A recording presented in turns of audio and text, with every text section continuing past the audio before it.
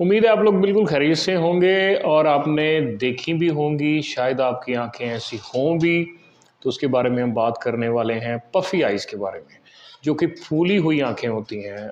बहुत सारे लोगों में भी आपने देखा होगा और शायद आपके केस में भी इस तरह का मसला आपको हो या रहा हो कभी या हो सकता है पफ़ी आइज़ के बारे में। तो जहाँ हम अपनी स्किन को लेके या अपने चेहरे को लेके इतना ज़्यादा हम जो है वो केयर करते हैं और सभी चीज़ों का ख़्याल रखते हैं और होम रेमेडीज़ में भी प्रोडक्ट्स भी यूज़ कर रहे होते हैं। तो लेकिन कहीं न कहीं ब्यूटी कंप्रोमाइज़ हो रही होती है, जिसकी वजह से जो हमारी आँखों का मामला है, जिसमें डार्क आई सर्कल्स हो गए, जिसमें पफ़ी आइज़ हो गई, जिसमें आई बैग्स बन जाते हैं आँखों के नीचे। आपका पूरा चेहरा बड़ा पुररौनक है, लेकिन वो एक जो चीज़ है, कोई भी, वो आपकी टोटल ब्यूटी को जो है वो डेवास्टेट कर देती है, वो कंप्रोमाइज़ कर देती है। तो आँखों का जो मामला है, ये जो चीज़ें मैं आपको बता चुका हूँ, ये बहुत ज़्यादा सेंसिटिव एरिया होता है और यहाँ पे आपको बहुत एक्स्ट्रा केयर करने की ज़रूरत होती है। तो आज हम इस वीडियो में बात करने वाले हैं कि जो पफ़ी आइज़ होती हैं, जो कि फूली हुई आँखें होती हैं, उनकी कॉज़ेज़ क्या होती हैं, उनकी वजूहात क्या होती हैं, ताकि अगर आपको ये प्रॉब्लम है और आप कॉज़ेज़ के बारे में जान जाएँगे, तो आप इसकी प्रिवेंशन थोड़ी कर सकते हैं, जो कि हेल्पफुल होती है, ऐसी कंडीशन को ट्रीट करने के लिए। और उसके बाद हम होम रेमेडी की बात करेंगे और एक बहुत खूबसूरत हैक आपको बताऊँगा इस वीडियो में आगे जाके। तो इसलिए इस वीडियो को कंप्लीट देखिएगा, पूरा देखिएगा, बहुत ही यूज़फुल इन्फॉर्मेशन आपके लिए हम लाए हैं as far as puffy eyes is concerned. तो दोस्तों सबसे पहले हम पफ़ी आइज़ की थोड़ा-सा देख लेते हैं कि इनकी वजूहात क्या हो सकती हैं। पफ़ी आइज़ यानी फूली हुई, सूजी हुई जो आँखें हैं, ये वाटर रिटेंशन हो जाती है आपकी आँखों के इर्द-गिर्द। पानी यहाँ पे इकट्ठा हो जाता है जिसकी सूरत में स्वेलिंग हो जाती है, तो बैग्स भी बन जाते हैं या आँखें यहाँ से सूज जाती हैं। वो पफ़ीनेस आँखों में आ जाती है। जो कि बहुत कॉमन फिनोमेना भी है, बहुत सारे लोगों के साथ होता है और कुछ लोगों को ये भी पता नहीं होता है कि हम क्या ऐसा कर रहे हैं जिसकी वजह से हमारी आँखें फूली हुई हैं, सूजी हुई हैं, हमारी पफ़ी आइज़ हैं। तो जिस तरह मैंने बताया कि वाटर रिटेंशन यहाँ पे हो जाती है और स्वेलिंग हो जाती है, उसकी मुख्तलिफ़ वजूहात हैं। सबसे पहली जो मेन कॉज़ है, जो कि स्टडीज़ के मुताबिक जो हाई साल्ट डाइट है, जो जिसमें आप नमक का ज़्यादा इस्तेमाल करते हो, तो नमक जो है वो अल्टीमेटली वाटर को अट्रैक्ट कर रहा होता है ऐसी जो है जगह पे। तो आपकी आँखों के जो नीचे मसल्स हैं वहाँ पे वाटर रिटेंशन ऑटोमैटिकली नेचुरली हो जाती है जब आप साल्ट जो है उसको ज़्यादा एब्ज़ॉर्ब करते हो, उसको ज़्यादा आप इनटेक करते हो। तो जो हाई साल्ट डाइट है इनको आप अवॉइड करना चाहिए ताकि वाटर रिटेंशन जो है ऐसी सेंसिटिव जगहों पे उनसे हम बच सकते हैं। और मल्टीपल और भी वजूहात हैं जिसमें बहुत इम्पॉर्टेंट एक वजह ये भी है कि लैक ऑफ स्लीप होती है। आपको पता है कि ये मसल्स होते हैं और आई के जो मसल्स हैं ये सबसे ज़्यादा यूज़ होने वाले मसल्स होते हैं और बहुत सेंसिटिव होते हैं। क्योंकि जिस तरह के मैं आप भी देख रहे हो, मैं अपनी आँखें झपक रहा हूँ और ये मसल्स इस्तेमाल हो रहे हैं हमारी आँखों के कंटिन्यूअसली जब तक हम जाग रहे हैं, हम नींद में नहीं होते। तो लैक ऑफ स्लीप जो होती है, ये इसका पर्पस ये भी होता है कि हमारी बॉडी को रेस्ट की ज़रूरत होती है, हमारे ऑर्गन्स को रेस्ट की ज़रूरत होती है, तो सिमिलरली हमारे जो मसल्स हैं, इनको भी रेस्ट की ज़रूरत होती है। तो लैक ऑफ स्लीप 3-4 घंटे की जो आप नींद लेते हो, वो भी इर्रेगुलर आपकी स्लीप है, तो उसमें फिर ये प्रॉब्लम आता है कि आपके जो मसल्स होते हैं, वो उनकी टोन जो होती है, वो डिस्टर्ब हो जाती है, वो वीक हो जाते हैं। तो जिसकी वजह से आपके यहाँ पे स्वेलिंग और पफीनेस और इस तरह के मसले मसाइल आपकी आँखों को आपकी आँखों में नज़र आना स्टार्ट हो जाते हैं। और एक और फैक्टर भी है जिसमें एजिंग बहुत ज़्यादा इम्पोर्टेंट फैक्टर है। एजिंग में आपको पता है कि डेफ़िनेटली आपके कोलेजन जो हैं वो लेवल्स डाउन हो रहे होते हैं, जो कि स्किन इलास्टिसिटी को बाउंड किए होते हैं। कोलेजन जो प्रोटीन है वो एक पिलर की तरह काम करती है आपके स्किन के नीचे।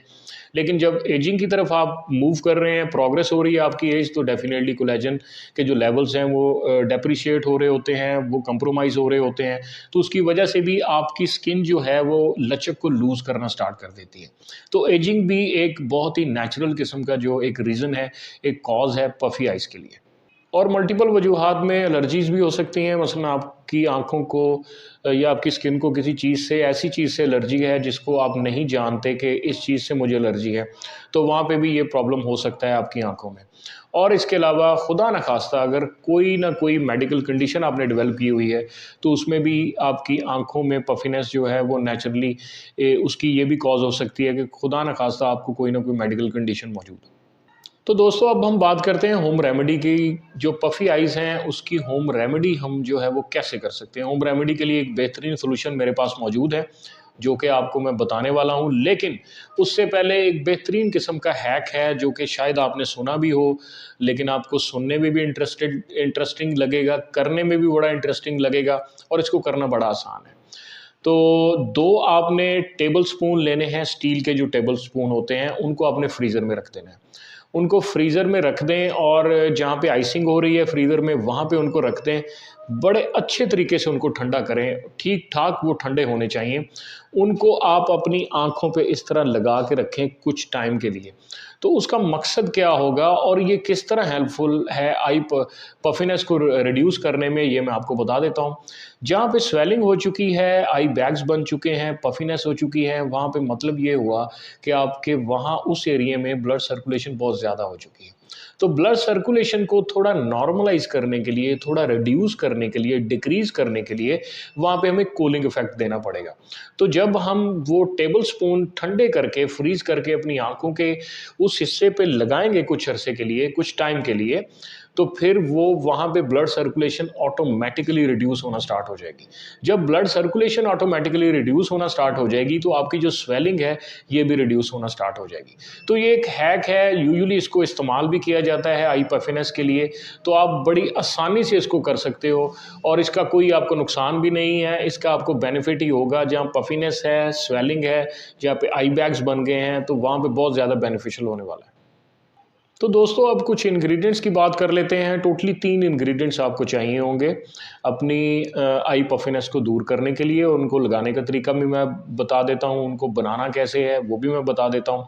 तो सबसे पहले आपको 1 टेबल स्पून जो है एलोवेरा जेल चाहिए। एलोवेरा जेल आपको पता है कि सूदिंग प्रॉपर्टीज़ के लिए हम यहाँ पे इस्तेमाल कर रहे हैं। स्किन में एलोवेरा जेल के बहुत ज़्यादा बेनिफिट्स हैं, हाइड्रेटिंग, मॉइस्चराइजिंग बेनिफिट्स हैं और इसके अलावा जहाँ मार्क्स बन गए हैं वहाँ पे भी ये काम करती हैं, जहाँ पिगमेंटेशन पे भी काम करती है, स्किन वाइटनिंग में भी इसका रोल है। लेकिन यहाँ पे हम इसको एज अ कूलिंग और सूदिंग एजेंट के लिए इसको हम इसका 1 टेबल स्पून जो है एलोवेरा जेल लेंगे और उसमें आपने 3 से 4 ड्रॉप जो है वो लेमन जूस के ऐड करने हैं। लेमन जूस जो है वो एंटी टॉक्सिन भी होता है, जो कि आपके यहाँ पे अगर टॉक्सिफिकेशन हो चुकी है, किसी किस्म का कोई प्रॉब्लम हो चुका है, तो वहाँ पे भी जो है लेमन जूस आपको पता है कि ये विटामिन सी में रिच होता है और स्किन वाइटनिंग में, स्किन के कलर को, जहाँ पे डार्क आई सर्कल्स हैं, वहाँ पे भी इसका बड़ा अच्छा रोल मौजूद है। और तीसरे नंबर पे आपने इसमें ऐड करना है 1 टेबल स्पून जो है olive oil. Olive oil basically बहुत स्किन के लिए बेनिफिशियल है, लेकिन यहाँ पे हम उसको यूज़ कर रहे हैं कि ऑलिव ऑयल यहाँ पे जो आपकी आँखों के नीचे स्वेलिंग हो चुकी है, उसको रिड्यूस करने में बहुत ज़्यादा हेल्पफुल होगा। तो एलोवेरा जेल आपके पास 1 चम्मच आ गई, आपके पास 3 से 4 ड्रॉप लेमन जूस के आपने ऐड कर लिए और 1 टेबल स्पून जो है ऑलिव ऑयल का आपने यूज़ कर लिया। तो इसको बड़े अच्छे तरीके से मिक्स करें, एक होमोजेनियस सा मिक्सचर इसका बना लें और रोज़ाना आप अपनी आँखों के नीचे इस मिक्सचर को लगाएँ। बेहतरीन तरीके से आपको इसका रिज़ल्ट मिलेगा। आपने इसको फ़ॉलो करना है, इस होम रेमेडी को, और इसमें गैप आपका बिल्कुल नहीं आना चाहिए। रोज़ाना रात को आप लगा सकते हो, लगा के धोने की ज़रूरत नहीं है, ऑटोमेटिकली ये एब्ज़ॉर्ब होना चाहिए। और जो अंदर आपकी आँखों के अंदर मामला है जिसकी वजह से स्वेलिंग है, आई बैग्स बन चुके हैं, सर्कल्स हैं, वो ऑटोमेटिकली रिड्यूस होना स्टार्ट हो जाएँगे जैसे ही आप इसको 7 से 10 दिन तक करोगे। लेकिन आप इसको कंटिन्यू करें, 2 से 3 हफ़्ते या 4 हफ़्ते तक इसको कंटिन्यू करें। ऑटोमेटिकली जो आपकी आई पफिनेस है, वो रिड्यूस होते-होते मिनिमाइज़ होके बिल्कुल ख़त्म हो जाएगी। तो जो हमारा मसला है, जहाँ पे हम पूरे फेस की केयर करते हैं, लेकिन हमारी आई पफिनेस, आई बैग्स और इस तरह के मसले मसाइल हैं, वो ऑटोमेटिकली आपके सारे मसले हल हो जाएँगे। और इस तरह की मज़ीद होम रेमेडीज़ के लिए एम्फोरिया के चैनल को लाज़मी सब्सक्राइब करें, बेल आइकॉन को हिट करें।